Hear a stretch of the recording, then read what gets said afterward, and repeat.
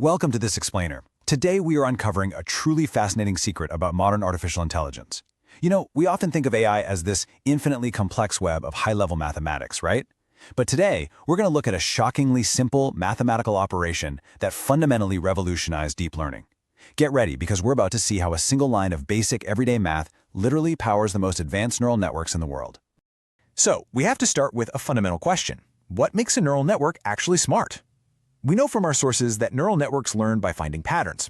And sure, as they learn, they adjust their weights, which determine how important each input feature is, and their biases, which let the model shift its output. But here's the secret. Weights and biases just aren't enough on their own. Without a very specific kind of spark, a network can't learn anything complex no matter how much data you feed into it.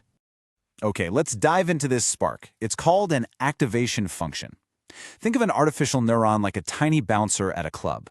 It receives inputs, performs a weighted operation, and then passes the result through this activation function.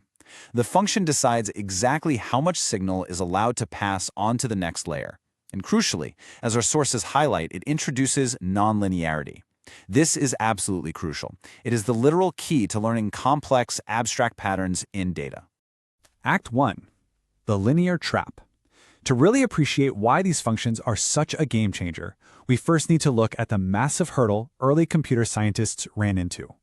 Just as a super quick refresher on forward propagation, data enters, inputs are multiplied by weights, we add a bias to shift the output, and finally pass it all through an activation function. It's a pretty straightforward sequence. But what if we just skipped a complex activation function and used a basic linear one instead? Well, this perfectly illustrates the problem. Linear plus linear plus linear equals just one big linear function. If we only use linear activation functions, it honestly doesn't matter if we stack 10 layers or 10,000 layers. The mathematical composition of linear functions is always just another linear function. The entire network behaves exactly like a single-layer basic linear model. It's a trap. It completely limits the complexity of tasks the network can learn. Which brings us to Act 2, the gradient crisis. Researchers quickly realized they absolutely needed nonlinear activation functions, but their early solutions accidentally triggered a massive new crisis. Early on, the field turned to nonlinear solutions like the sigmoid function and the hyperbolic tangent, or tang function. But look at what they actually do. Sigmoid squashes any input it receives into this tiny, tight range between 0 and 1. Tang does the same thing, squashing inputs between -1 and 1. Sure, they introduce that much-needed nonlinearity, but this heavy squashing effect, it comes with a severe hidden cost. To see how this squashing effect builds into our next problem, think about how a network learns. You already know backpropagation, right? The network calculates its error, propagates it backwards to find gradients, and then updates the weights via gradient descent. But here is where the crisis hits, the vanishing gradient problem. Because sigmoid and tang squash values so tightly, when you calculate those gradients during backpropagation across multiple deep layers, the gradients become smaller and smaller. They multiply together and shrink until they practically vanish. And when the gradient is close to 0, well, the network's weights barely update at all.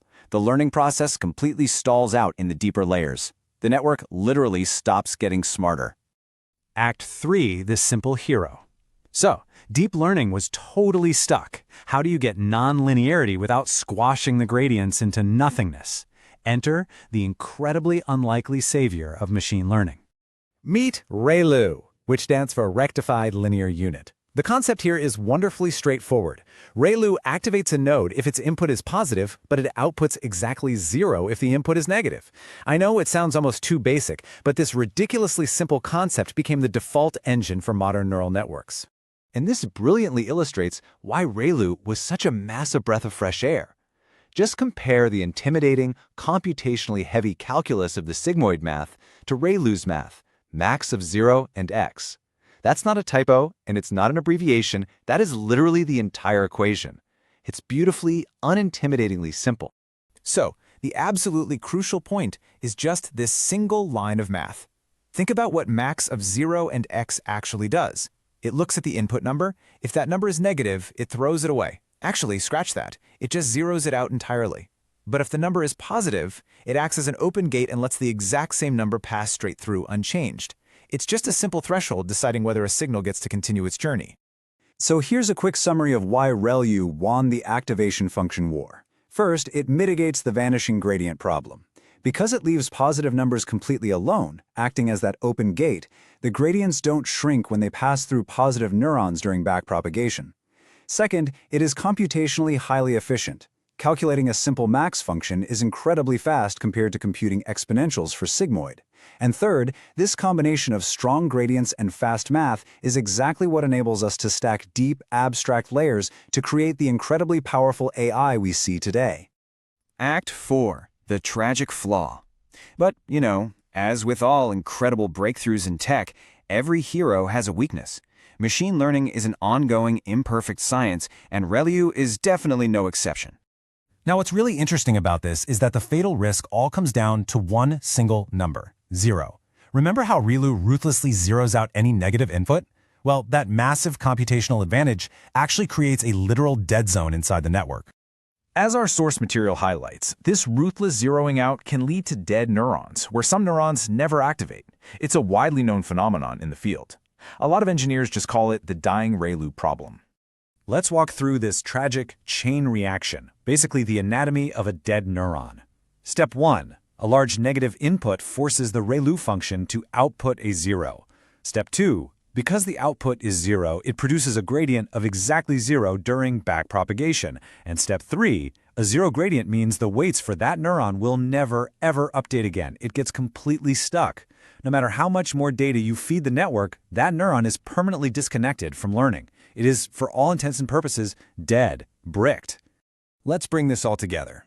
When we look at these trade-offs, ReLU solves vanishing gradients and is crazy fast, but it suffers from the dead neuron problem.